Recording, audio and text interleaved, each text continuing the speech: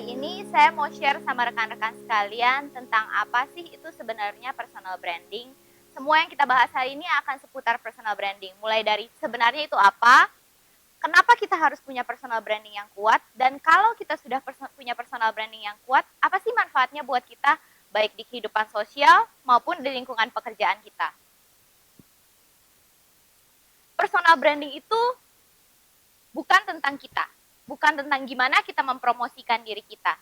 Personal branding itu tentang apa sih yang orang pikirkan saat mereka dengar nama kita, saat kita nggak ada di sekeliling mereka, apa sih yang mereka tahu tentang kita. Saya keinget satu cerita tentang ada seorang anak sama ayahnya sedang melakukan percakapan. Percakapannya kurang lebih kayak gini. Pah, aku haus, kata anaknya. Terus papanya nanya, kamu mau minum apa sayang? Terus kemudian anaknya jawab, susu apa air ya? Dua-duanya deh. Terus papanya bilang, oke, kalau dua-duanya yang mana duluan yang kamu mau?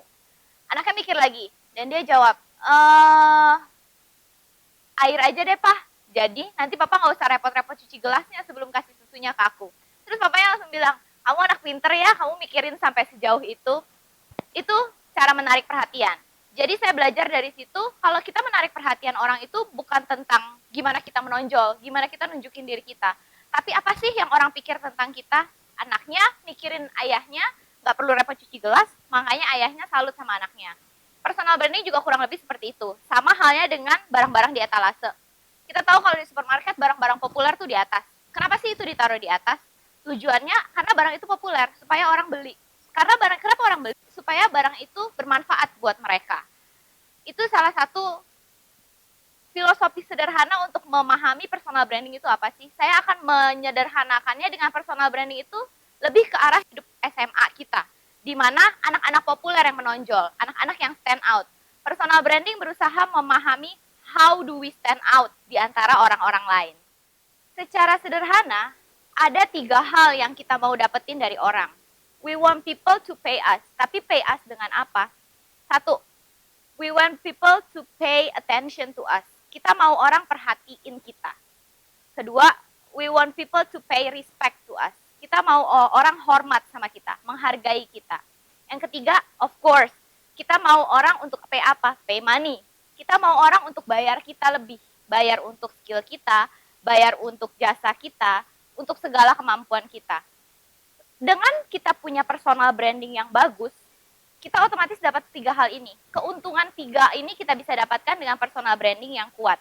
Dengan membangun personal branding, melatih personal branding kita. Lalu 3 keuntungan apa sih yang kita dapetin dari personal branding yang kuat? 1, dengan personal branding yang baik, we lead more. Kita lebih memimpin. Orang-orang jadi tahu kemampuan kita, orang-orang tahu keaslian kita, otentikasi kita, lalu dia akan mengikuti kita. They will follow us. Mereka akan mengikuti kita dan mengajak orang yang lain untuk ikut kita juga. Dengan demikian, we got their attention. Kita dapat perhatian mereka. Yang kedua, dengan personal branding yang baik, personal branding yang kuat, we win more. Kita lebih menang dari mereka. Karena hidup itu semuanya tentang negosiasi. Mulai dari kalian mau masuk SMA, kalian negosiasi sama sekolah. Ngasih lihat nilai, ngasih lihat rapot. Terus kalian masuk perguruan tinggi, kalian interview, kalian juga negosiasi sama pihak kampus.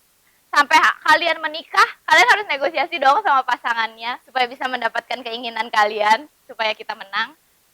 Terus dengan begitu, we get their respect. Kita dapetin hormat mereka, kita melihat mereka menghargai kita. Dan yang terakhir, we earn more. Kita menghasilkan lebih. Menghasilkan dalam arti apa? Of course, duit. Siapa sih yang nggak mau uang? Kita kerja untuk apa sih? Untuk hidup yang lebih baik.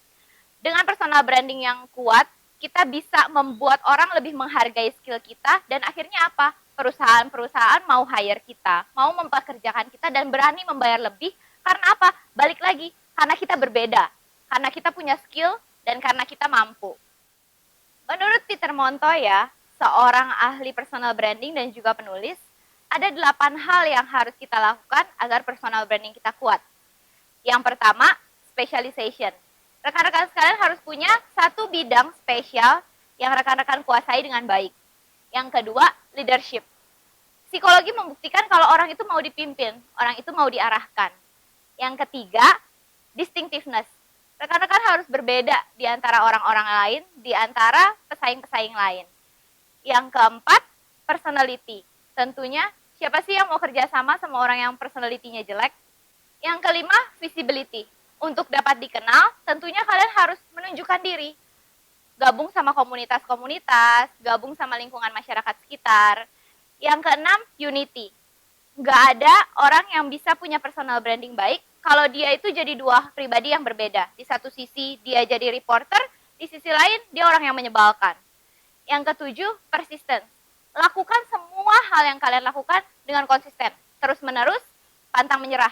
Karena perubahan personal branding nggak bisa timbul begitu aja hanya dengan satu malam.